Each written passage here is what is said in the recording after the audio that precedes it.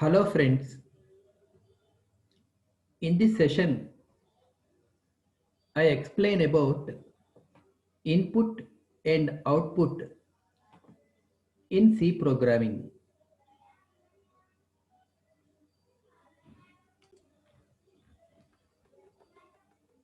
We know that a program is a set of statements to perform a task. Every program has three stages: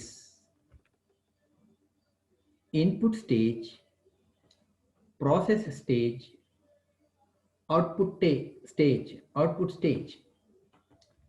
To perform a task or to perform an operation, first of all, the program requires some values over which it is intended to perform this specific operation. Once the program obtains values, now it begins the process of performing the operation on the values that are given as input to the program.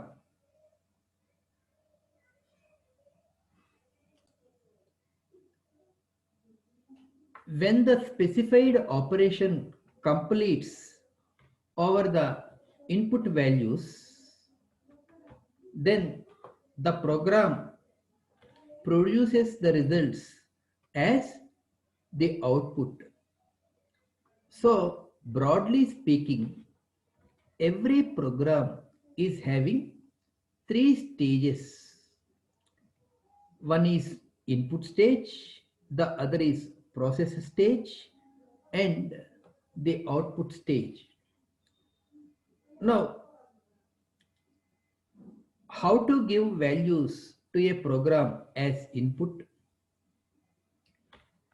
and how to produce the results as output. That is today's discussion in this present video session. Data input.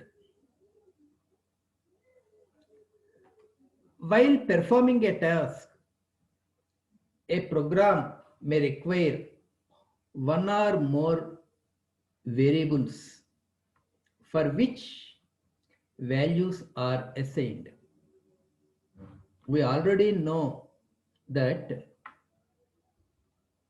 a program first requires values to perform a task, and those values are stored in variables. What is a variable?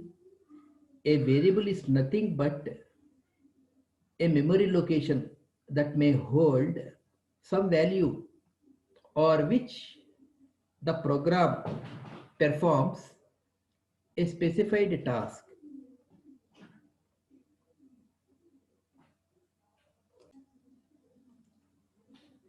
In computer programming, assigning values to the variables is called inputting the values.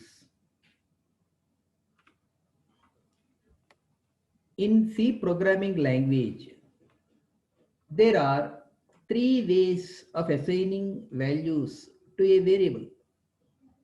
They are variable initialization, assigning value to a variable directly, dynamic assignment of values to a variable. First one is variable initialization.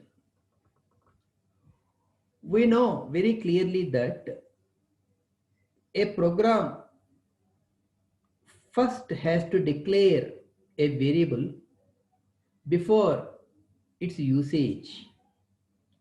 So whatever may be the variable we want to use in a program to hold a value, at the declaration part of the program, we have to mention the statement or write the statement declaring that variable.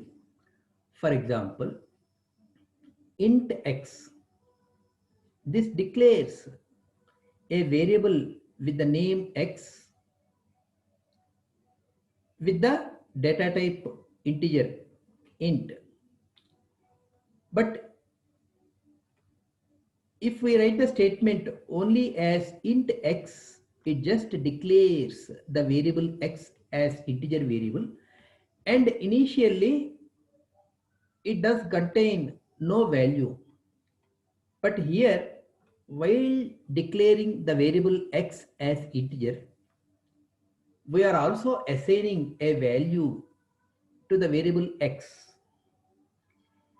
Actually, in a program, we may declare a variable at the declaration section, and later in the program, in the execution statements, we can assign any value to that.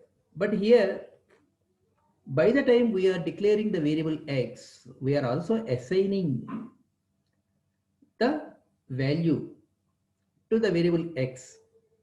This is called variable initialization. So assigning a value to a variable by the time that variable is declared is called variable initialization. Just like for an integer variable, for float variables or character variables, or for any other kind of variables, we can also do the process of variable initialization by just assigning the values to the respective variables while they are being declared with their respective data types. This is one kind of giving input. Giving input means assigning values to the variables so that we are going to produce values to the program for its performing the task. And the next way of input is assigning value to a variable directly. Here, for example, you see int x. X is declared as an integer variable by mentioning int. And later, in the execution statements of the program, I may assign a value to the variable x like this: x is equal to 10. In the same way, variable s, variable z are declared as float, and respectively here in the execution statements I am assigning values 2.87 and 0.86 to s and z. Just like we do very simply in mathematics assigning of a value to a variable, the same we can do in our programs also. This is a second way of giving input to the program. The first case is variable initialization. The second case is variable direct assignment with some value. Of course, these two methods are static methods. It means here you see x is equal to 10. So whatever may be the number of times I am going to execute the program, in all the cases, x holds the value 10. It never changes in its value. So the value is very static. Of course, if I want to change the value for x, I have to open the program file, make a change to the value in x and save, and then compile and then go for executing the program. So every time I execute the program with a new value for the variables that are declared in the program, manually opening the file, making the changes at the necessary places for the variables, and saving, compiling, executing. It is not practical in the real-time program execution world. So we have to go for the third way of inputting the values. That means the third way of assigning values to the variables. The third way is dynamic assignment of values to a variable. Here, instead of providing values to a variable within the program itself, we provide values to the respective variables whenever we are going to execute the program. It means values are given to the variables by the time program is executed. That is dynamic assignment of values. So it eases the way we assign the values to the variables. Every time we execute the program, we execute the program with different values, even though the variables are same in the program. Of course, for dynamic assignment of values to the variables, we use the function scanf. This scanf function is having the following syntax or format. We have to strictly follow the syntax while writing scanf as a statement in our programs.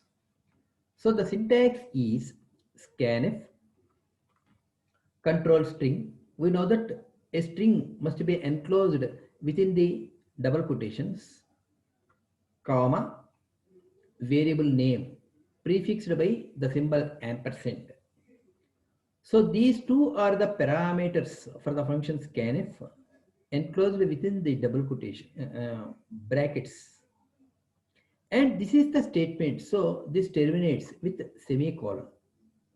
Here, scanf is a built-in function to perform the task of receiving input values to a variable. And this built-in function is made available in C language library. So it is just enough to make use of it by mentioning the library file which is available along with the C language compiler. For that, at the very beginning of the C program, we have to write hash include stdio.h. This is called a preprocessor statement.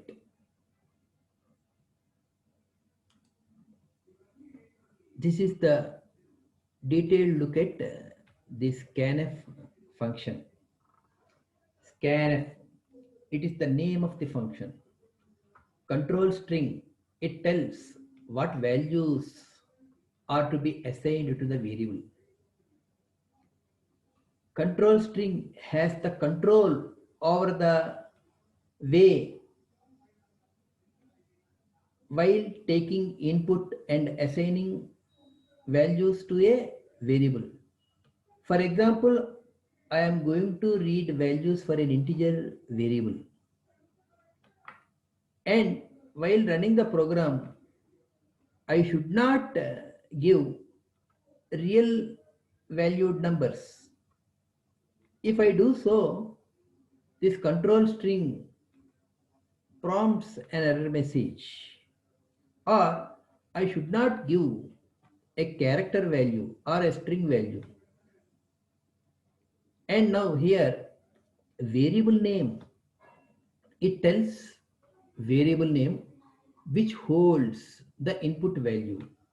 Here, the symbol ampersand prefixes variable name. It indicates the address of the memory location which is identified by the variable name. We know very clearly that a variable refers to the memory location in RAM. That location is having a default address. So ampersand indicates the address of that memory location, which is identified by the variable name we use here in the C program. Now, control string. For each data type, a separate control string is to be mentioned. These control strings are listed below. Data type. For int, %d is the control string. For unsigned int, %u is the control string. For float, %f is the control string. For double, %lf is the control string. For long double, %LF is the control string. For char, %c, and for string, %s is the control string. Of course, in the future sessions, we will see in what way these control strings are used for scanf and for printf. Examples of using scanf for different data types. Int a, I declare a variable a as integer, float x. X is the floating variable. Now, I have to read dynamically values for the variables a and x respectively, for which I am going to use scanf function. So scanf, the first parameter is %d separated by comma followed by the variable name prefixed with ampersand. Scanf %f for floating valued variable %x. Of course, different data types are there: integer variables, floating variables, character variables, etc. Only for integer variables and floating variables, ampersand is used as a prefix. For strings or character variables, it is not used. So far we have seen how values could be given to a program as input. The program takes values and performs some operation on those values. Now the result is ready. It is now the job of the program to produce the result as output, which is called data output. We write programs to read input values, to perform on those values some task, and to generate the output values. In C language, to print or to produce the output values, the printf function is used. It prints the values on the screen of the computer. So the printf function has the following syntax: printf, control string, variable name. These two parameters separated by comma. If you observe, the syntax for scanf and printf will look similar. The only difference is for scanf, before the variable names, we use ampersand symbol. You see here. Whereas for printf function, we don't use ampersand symbol before the variable names. Just like scanf function, printf is also a built-in function which is available in C. So To make use of this printf statement, we have to include the line hash include stdio.h at the very beginning of the program. Example of using printf for different data types. Int a, float x, and I am going to read values to a and x respectively using scanf function. Scanf. Now variables are ready with the assigned values respectively.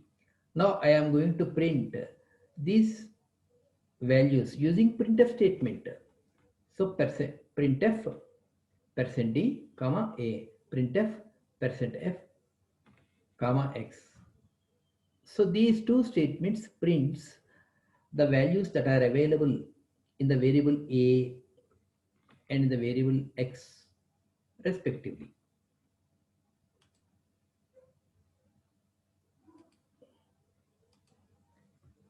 Thank you.